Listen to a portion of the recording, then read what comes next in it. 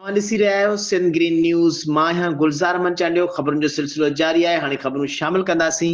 खान खां इमामुद्दीन तुनियो जी रिपोर्ट मुताबिक़ मीरो ख़ान शहर जे वाहिद registered तालका press club Miro Khan जो सालियानो साल 2025 जूं चूंडूं सीनियर सहाफ़ी मुजाहिद सुमरो जी निगरानी में तालका प्रेस क्लब में कयूं वयूं, जंहिंमें प्रेस क्लब जे मेंबरनि जे इत्तेफ़ाक़ राय सां चेयरमैन एम सफ़र गोपांग, सदर इमामुद्दीन तुनियो, सीनियर नायब सदर सैफुल्लाह चांडियो, नायब सदर Altaf Kalhoro, general secretary Mumtaz Ali Chakrani, deputy general secretary Mohammed Saleh Gopang, खजानची गदा हुसैन कल्होड़ो, वर्किंग कमेटीअ जे मेंबरनि में आजिज़ अल्ताफ, इनकलाबी शाहिद कल्होड़ो समेत सभिनी उहिदेदारनि खे बिना मुक़ाबले मुंतख़ब कयो वियो। उन मौक़े ते प्रेस क्लब जे नवनि चूंडियल उहिदेदारनि चयो त प्रेस क्लब ऐं मेंबरनि जे फलाह बहबूद ऐं मसइला जे हल लाइ समूरा वसीला क़तब आंदा वेंदा, जॾहिं त शहर ऐं भर पासे जे सियासी, समाजी, मज़हबी तंज़ीमुनि जे अॻुवाणनि ऐं शहरियुनि पारां प्रेस क्लब जे बिना मुक़ाबले चूंडियल उहिदेदारनि खे मुबारकबाद पिणु ॾिनी वई।